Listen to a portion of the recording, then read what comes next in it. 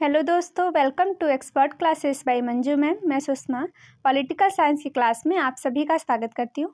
आज का हमारा टॉपिक है संसद यानी लोकसभा और राज्यसभा के बारे में। हम संसद के कितने अंग होते हैं? 3 अंग होते हैं, लोकसभा, राज्यसभा और राष्ट्रपति। तो यहाँ पर आज के टॉपिक में हम लोकसभा और राज्यसभा के बारे में पढ़ेंगे। देखिए, हमारा यूनिट नंबर 5 चल रहा है BA फर्स्ट सेमेस्टर का। तो आज का टॉपिक है पार्लियामेंट यानी लोकसभा एंड राज्यसभा के बारे में हम समझेंगे।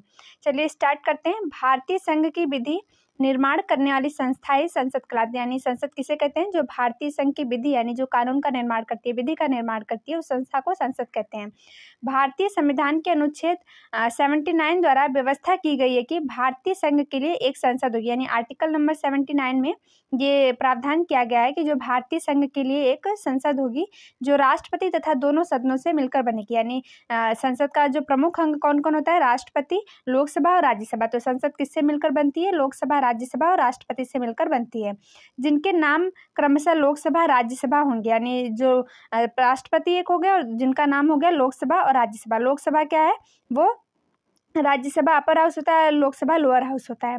देखिए, उसके बाद इस प्रकार संविधान द्वारा ब्रिटिश सरकार की भांति राज्य के वैधानिक प्रधान को संसद का अंग माना जाता है। यानी जो राज्य का वैधानिक प्रधान होता है यानी कानूनी जो प्रधान होता है उसको संसद का अंग माना जाता है।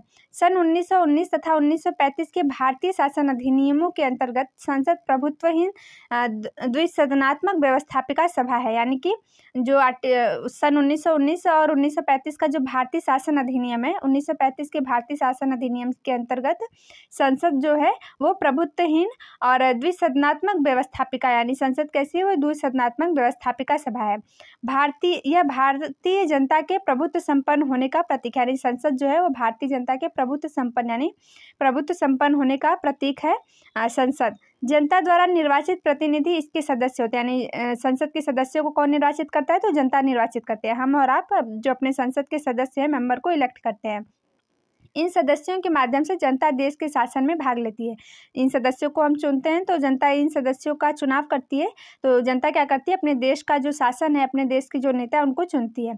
सार्वजनिक हित के लिए विधि निर्माण करना तथा कार्यपालिका को नियंत्रित करके जनता की सेवा में लगाए रखना ही संसद का उत्तरदायित्व। यानी संसद का जो उत्तरदायित्व है वो क्या है?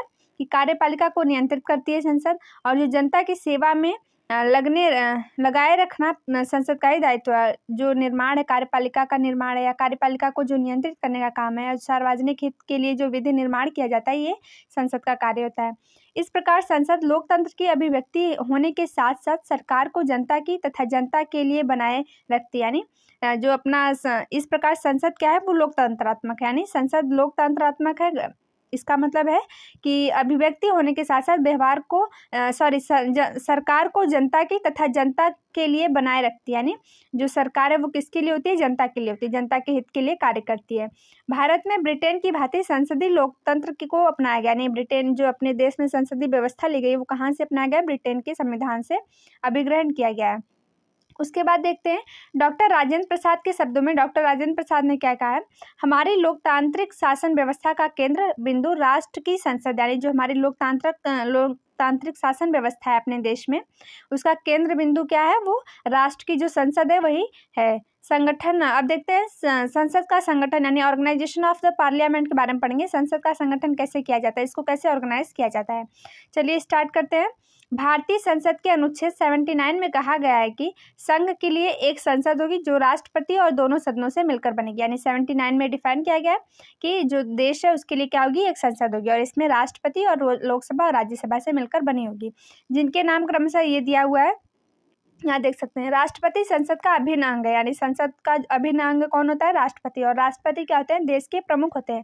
देश के पहले नागरिक कौन होते हैं? राष्ट्रपति होते हैं। यद्यपि राष्ट्रपति संसद के किसी भी सदन का सदस्य नहीं है। हाँ, जो राष्ट्रपति है वो ना तो लोकसभा के सदस्य है ना राज्यसभा के सदस्य होते हैं, कि फिर भी उसे संसद अधिवेशन बुलाने, स्थगित करने तथा लोकसभा भंग करने का अधिकार। यानी राष्ट्रपति किसी सदन के सदस्य नहीं होते, लेकिन वो संसद के जो अधिवेशन है उसको बुला सकते हैं। संसद का जो अधिवेशन है उसको स्थगित कर सकते हैं, समाप्त कर सकते हैं, और जो लोकसभा उसको भंग कर सकते हैं। राज्यसभा को भंग नहीं किया जा सकता क्योंकि वो अपर हाउस होता है, और लोकसभा को भंग किया जा सकता है। तो राष्ट्रपति चाहे तो लोकसभा को भंग कर सकते हैं, ये उनके पास अधिकार दिया हुआ है। संसद के अधिवेशन को बुला सकते हैं, और संयुक्त अधिवेशन कौन बुलाता है? तो राष्ट्रपति बुलाते हैं। संयुक्त अधिवेशन जब बुलाया जाता है किसी मुद्दे पर तो राष्ट्रपति बुलाते हैं संयुक्त अधिवेशन को। संयुक्त अधिवेशन क्यों बुलाया जाता है? जब किसी टॉपिक पर लोकसभा और राज्यसभा के बीच मतभेद होता है तो राष्ट्रपति संयुक्त अधिवेशन बुला करके आर्टिकल नंबर 108 में डिफाइन किया गया है, राष्ट्रपति संयुक्त अधिवेशन बुलाते हैं और उसके द्वारा समाधान करते हैं। इस प्रकार विश्व के अनेक संघीय शासन व्यवस्था वाले राष्ट्रों की भांति भारत में भी द्विसदनात्मक व्यवस्थापिका की व्यवस्था की गई है। जिन 3 अंगों से मिलकर संसद का गठन होता है वो निम्नलिखित, यानी संसद का गठन कैसे होता है? राष्ट्रपति से, लोकसभा से और राज्यसभा से। तो हम पढ़ते हैं, राष्ट्रपति क्या दिया हुआ है? यद्यपि राष्ट्रपति कार्यपालिका का वैधानिक प्रधान है, लेकिन संसद द्वारा कोई विधेयक तब तक कानून का रूप नहीं ले सकता जब तक कि राष्ट्रपति द्वारा उस पर हस्ताक्षर न कर दिया जाए। यानी राष्ट्रपति कार्यपालिका का वैधानिक प्रधान होता है, लेकिन संसद अगर कोई विधेयक को पास करना चाहती है, किसी कानून जो अगर कोई विधेयक संसद ने पेश किया, लोकसभा या राज्यसभा में विधेयक को पेश कर सकते हैं, जब वो दोनों सदनों से विधेयक पास हो जाता है तो वो कानून का रूप कब ले सकता है? उसको कानून के रूप में कब लागू कर सकते हैं? जब राष्ट्रपति का उस पर सिग्नेचर हो जाए, राष्ट्रपति की सहमति से ही उसे कानून बनाया जाएगा। इस तरह विधि निर्माण के क्षेत्र में राष्ट्रपति की महत्वपूर्ण भूमिका, यानी जो कानून का निर्माण है उसमें राष्ट्रपति अपनी महत्वपूर्ण भूमिका निभाते हैं। इस प्रकार से अगर देश में कोई भी विधेयक पेश हो रहा है, चाहे वो लोकसभा में पेश हो चाहे राज्यसभा में पेश हो, दोनों सदनों से पास होने के बाद भी जब तक राष्ट्रपति उस पर अपना हस्ताक्षर नहीं करेंगे तब तक वो कानून का रूप नहीं ले सकता है। उसके बाद देखते हैं दूसरा क्या है? लोकसभा। राष्ट्रपति हमने पढ़ा संसद का प्रमुख अंग है, उसके बाद लोकसभा और राज्यसभा। तो लोकसभा पढ़ते हैं। लोकसभा संसद का प्रथम एवं निम्न सदन है। हाँ, लोकसभा क्या है? निम्न सदन है और राज्यसभा क्या है? उच्च सदन है। तो लोकसभा को भंग भी कर सकते हैं, राज्यसभा को भंग नहीं कर सकते। लोकसभा का कार्यकाल निश्चित होता है, राज्यसभा का कोई कार्यकाल नहीं होता है। उसके बाद देखते हैं जिसके सदस्यों का निर्वाचन प्रत्यक्ष निर्वाचन प्रणाली के अनुसार किया जाता है। यानी लोकसभा के जो सदस्य उनका निर्वाचन कैसे किया जाता है? प्रत्यक्ष निर्वाचन प्रणाली के आधार पर, यानी वोटिंग सिस्टम के आधार पर इनका निर्वाचन किया जाता है। दूसरा क्या है? आंग्ल भारतीय वर्ग के मनोनीत सदस्यों को छोड़कर, यानी जो संसद में प्रावधान किया गया था कि आंग्ल जो भारतीय है उनको संसद में मनोनीत किया जाएगा, तो उनको छोड़ करके जो सदस्य उनका चुनाव निर्वाचन प्रणाली के द्वारा किया जा सकता है, जनता द्वारा किया जाता है। उसके बाद देखते हैं राज्यसभा क्या है? राज्यसभा संसद का उच्च सदन होता है और लोकसभा निम्न सदन होता है। राज्यसभा के सदस्यों का निर्वाचन 12 मनोनीत सदस्यों को छोड़कर एकल संक्रमणी मत अनुपातिक प्रतिनिधित्व के आधार पर अप्रत्यक्ष निर्वाचन प्रणाली द्वारा होता है। यानी राज्यसभा का चुनाव कैसे होता है? राज्यसभा में राष्ट्रपति 12 सदस्यों को मनोनीत करते हैं, तो इन सदस्यों को छोड़ करके और जो बाकी सदस्य है उनका जो निर्वाचन होता है, उनका जो चुनाव होता है वो एकल संक्रमणी मत पद्धति के अनुसार अप्रत्यक्ष रूप से उनका निर्वाचन होता है। यानी हम किसको चुनते हैं? तो हम लोकसभा के सदस्य को चुनते हैं। जो लोकसभा है उनके सदस्य का वोटिंग सिस्टम के द्वारा हम उनका चुनाव करते हैं, लेकिन राज्यसभा में हम चुनाव नहीं करते हैं। राज्यसभा का चुनाव एकल संक्रमणी मत पद्धति के आधार पर अप्रत्यक्ष रूप से होता है। जिनको हम चुन करके भेजे हैं लोकसभा में, यानी लीडर्स कैसे, जिन लीडर्स को हम चुन करके भेजे हैं वो ऊपर के लीडर्स को चुनते हैं, तो इस प्रकार से वो अप्रत्यक्ष रूप से जनता का चुनाव होता है। राष्ट्रपति 12 सदस्यों को राज्यसभा में मनोनीत करते हैं। वो 12 सदस्य समाज सेवा से हो सकते हैं, शिक्षा से हो सकते हैं, कला के क्षेत्र से हो सकते हैं। इन क्षेत्रों से राष्ट्रपति 12 सदस्यों को मनोनीत करते हैं। उसके बाद देखते हैं चौथा क्या दिया हुआ है? सदस्यों की योग्यता, यानी सदस्यों की योग्यता, संसद का सदस्य बनने के लिए व्यक्ति के पास क्या एलिजिबिलिटी होनी चाहिए उसके बारे में यहाँ बात की गई है। देखिए, लोकसभा की सदस्यता के लिए उम्मीदवार के लिए संविधान के अनुच्छेद 84 के दौरान निर्धारित योग्यताएं निम्नांकित है। यानी जो लोग संसद के सदस्य बन सकते हैं उनके लिए आर्टिकल नंबर 84 में प्रावधान किया गया है कि उनके पास क्या योग्यता होनी चाहिए, कौन सी एलिजिबिलिटी होनी चाहिए जिसके द्वारा वो संसद के सदस्य बन सकते हैं। यहाँ पर देखिए पहला दिया हुआ है भारत का नागरिक होना चाहिए, यानी भारतीय नागरिकता उस व्यक्ति के पास होना चाहिए जो संसद का सदस्य बनना चाहता है। दूसरा क्या है? कम से कम 25 वर्ष की आयु पूरी होनी चाहिए। ये लोकसभा के सदस्य बनने की योग्यताएं हैं। देखिए, भारत का नागरिक होना चाहिए, फर्स्ट प्रायोरिटी है। और दूसरी क्या है? कम से कम उनकी आयु जो होनी चाहिए, न्यूनतम आयु, मिनिमम एज की बात की गई कि 25 वर्ष पूरी होनी चाहिए, तभी आप लोकसभा के सदस्य बन सकते हैं, उसके लिए चुनाव लड़ सकते हैं।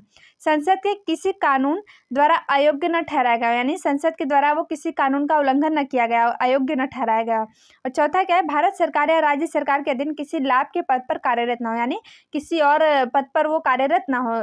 उसके बाद पांचवा क्या है? किसी न्यायालय द्वारा पागल अथवा दिवालिया घोषित न किया गया, यानी पागल अथवा दिवालिया किसी न्यायालय के द्वारा उसे घोषित न किया गया। राष्ट्रपति लोकसभा तथा राज्यसभा तीनों का संयुक्त नाम संसद है। अतः लोकसभा और राज्यसभा का संगठन की शक्तियों का विवेचन अग्रानुसार है। उसके बाद देखते हैं, यहाँ देखिए सदस्यों की जो योग्यताएं यहाँ पर दी हुई है किस प्रकार से है। हमने 5वां पढ़ा था कि किसी भी न्यायालय द्वारा पागल अथवा दिवालिया न घोषित किया गया। छठा है जो संसद उनके कार्यकाल है, जो लोकसभा के कार्यकाल है उनके बारे में बात की जा रही है। संविधान के अनुच्छेद 83(2) में जो आर्टिकल नंबर 83(2) इसमें क्या व्यवस्था की गई है कि व्यवस्था के अनुसार लोकसभा का कार्यकाल प्राय बैठक की तिथि से 5 वर्ष निर्धारित किया गया, यानी जो लोकसभा का कार्यकाल होता है वो 5 वर्ष का होता है।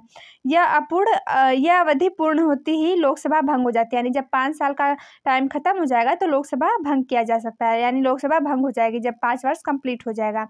परंतु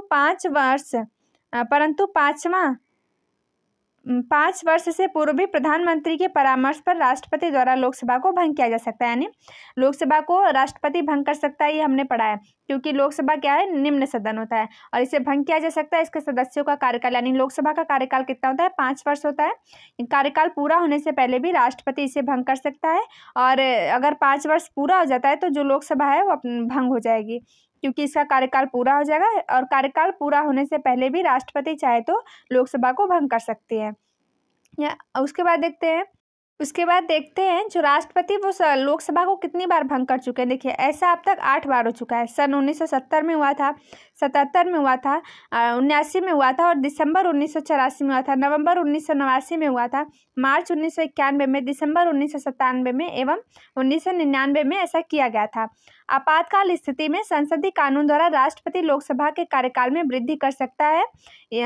एक बार में यह अवधि 1 वर्ष से अधिक के लिए नहीं बढ़ाई जा सकती है और 3 से अधिक बार इस अवधि को नहीं बढ़ाया जा सकता। यानी जब आपातकालीन स्थितियां देश में हो, आपातकाल के बारे में हमने पढ़ा था, जब इमरजेंसी देश में लागू हो तो उस टाइम पे जो राष्ट्रपति है वो लोकसभा के कार्यकाल को बढ़ा सकते हैं और एक बार में 1 साल की एक बार में अगर राष्ट्रपति कार्यकाल को बढ़ा रहे थे तो 1 साल के लिए बढ़ाएंगे और ऐसा 3 बार कर सकते हैं, इससे अधिक नहीं बढ़ाया जा सकता।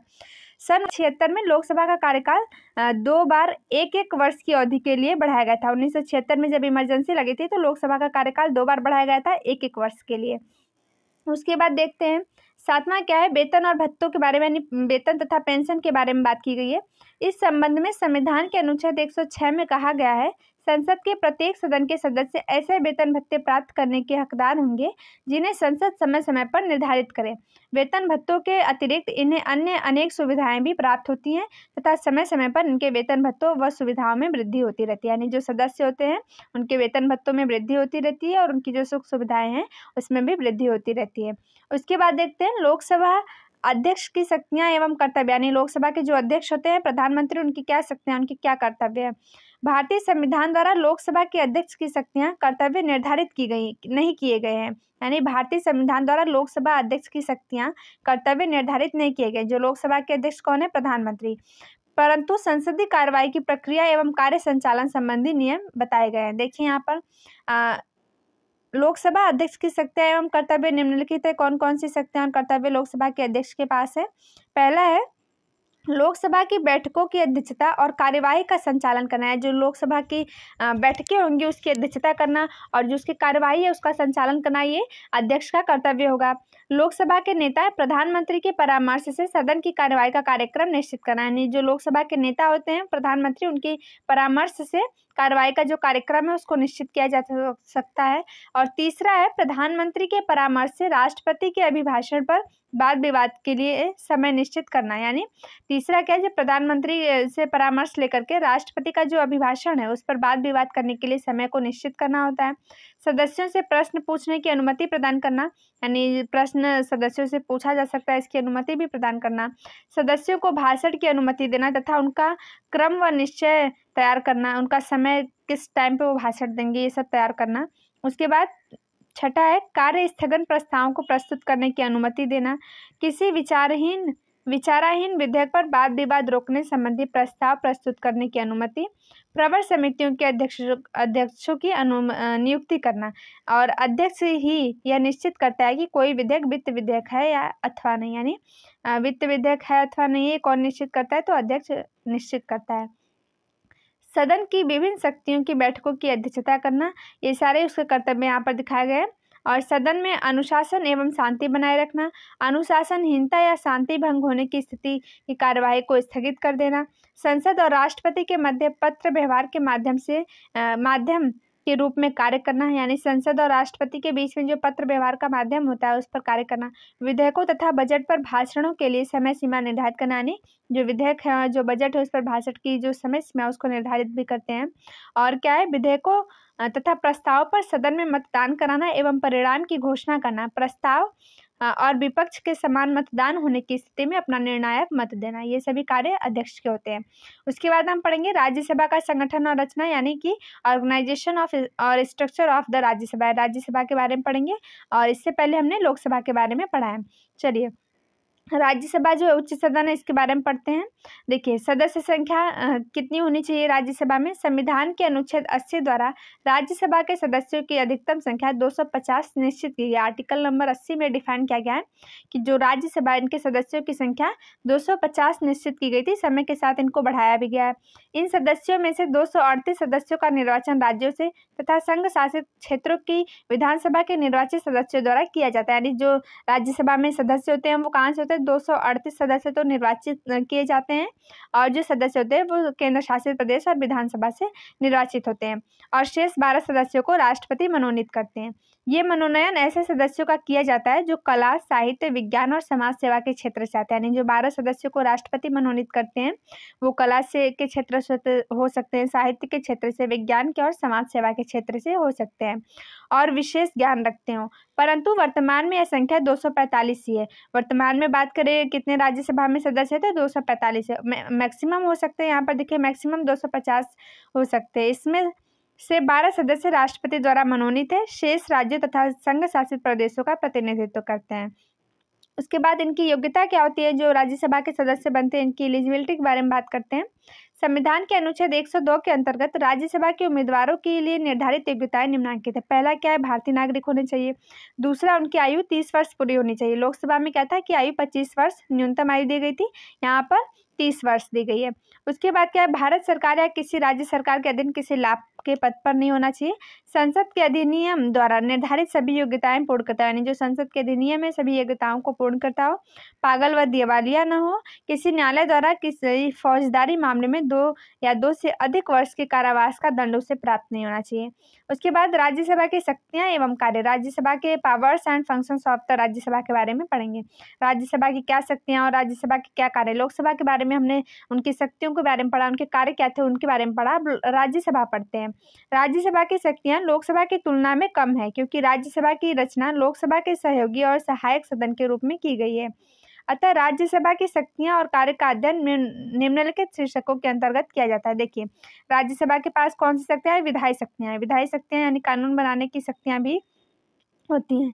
राज्यसभा को लोकसभा के समान ही विधि निर्माण संबंधी शक्तियां प्राप्त है। जिस प्रकार से लोकसभा विधि का निर्माण करती है, शक्तियां उसे प्राप्त है, उसी समय राज्यसभा को भी उसी तरह प्राप्त है।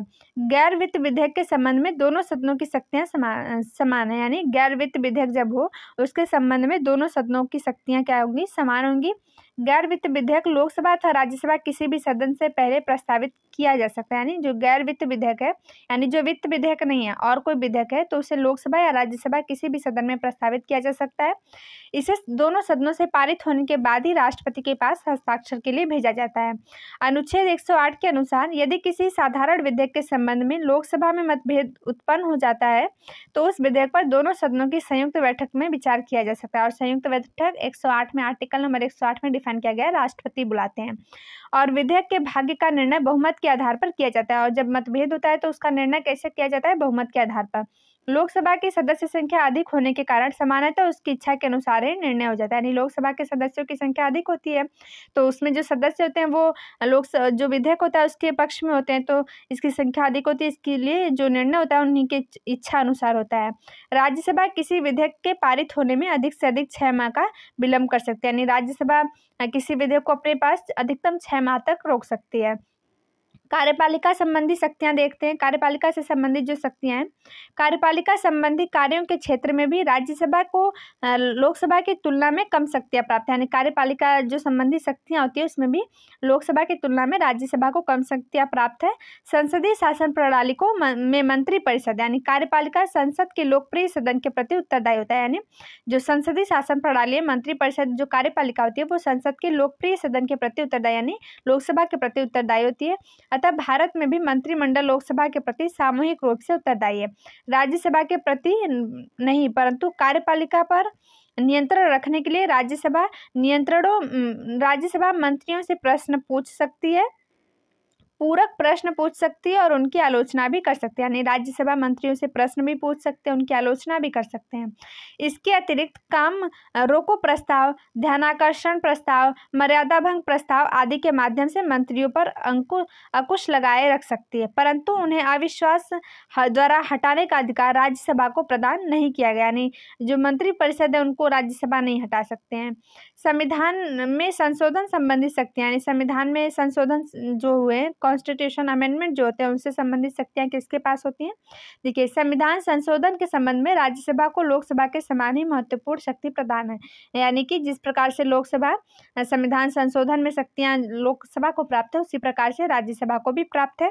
संविधान संशोधन का प्रस्ताव किसी भी सदन में प्रस्तुत किया जा सकता है। यदि कोई संविधान में संशोधन करना है तो उसका प्रस्ताव किसी भी सदन में प्रस्तुत किया जा सकता है, लेकिन संशोधन प्रस्ताव तभी स्वीकृत समझा जाएगा जबकि उसे दोनों सदन उपस्थित और मत देने वाले सदस्यों के 2/3 बहुमत से पारित कर दे। यानी लेकिन संविधान जो संशोधन है वो कब माना जाएगा? जब उस पर लोकसभा और राज्यसभा दोनों सदनों की स्वीकृति होगी और जबकि उसे दोनों सदन उपस्थित और मत देने वाले सदस्यों, जो दोनों सदन की उपस्थिति है, जितने सदस्य हैं उनका जो 2/3 बहुमत है उससे वो पास होना चाहिए।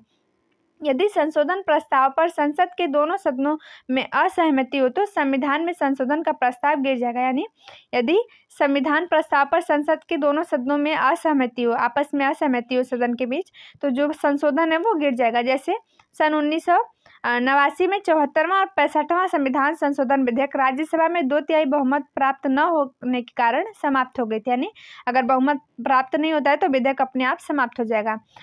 और 45वां संविधान संशोधन विधेयक उसी रूप में पारित हुआ जिस रूप में राज्यसभा चाहती थी। इससे राज्यसभा की शक्ति का परिचय मिलता है। अतः स्पष्ट है कि संविधान संशोधन के संबंध में दोनों सदनों को शक्तियां प्राप्त है। यानी संविधान संशोधन लोकसभा और राज्यसभा दोनों कर सकती हैं। तो हमने क्या पढ़ा? लोकसभा और राज्यसभा और राष्ट्रपति के बारे में पढ़ा। जो संसद है, संसद के विभिन्न अंग होते हैं, लोकसभा, राज्यसभा और राष्ट्रपति। राष्ट्रपति के बारे में हमने पढ़ा। राष्ट्रपति संयुक्त अधिवेशन बुला सकते हैं, राष्ट्रपति जो है लोकसभा को भंग कर सकते हैं, ये सब काम राष्ट्रपति के होते हैं। और जो लोकसभा है वो कौन सा सदन होता है? निम्न सदन होता है। राज्यसभा उच्च सदन होता है। लोकसभा को भंग किया जा सकता है, राज्यसभा को भंग नहीं किया जा सकता है। और सबसे पहले ये जानते हैं कि लोकसभा का कार्यकाल होता है, राज्यसभा का कार्यकाल नहीं होता। राज्यसभा के सदस्यों का कार्यकाल होता है लेकिन राज्यसभा का कार्यकाल नहीं होता, उसे भंग नहीं कर सकते हैं। और जो लोकसभा है इसका कार्यकाल 5 वर्ष होता है। कार्यकाल पूरा होने पर जो शक्तियां हैं, कार्यकाल पूरा होने पर लोकसभा भंग हो जाता है और उससे पहले भी राष्ट्रपति लोकसभा को भंग कर सकते हैं।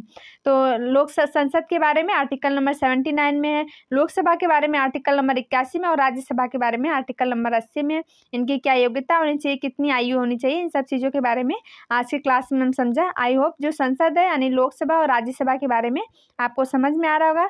वीडियो को लाइक करिए, शेयर करिए अपने दोस्तों तक और हमारे चैनल को सब्सक्राइब करिए। मिलते हैं नेक्स्ट क्लास में, तब तक के लिए थैंक यू।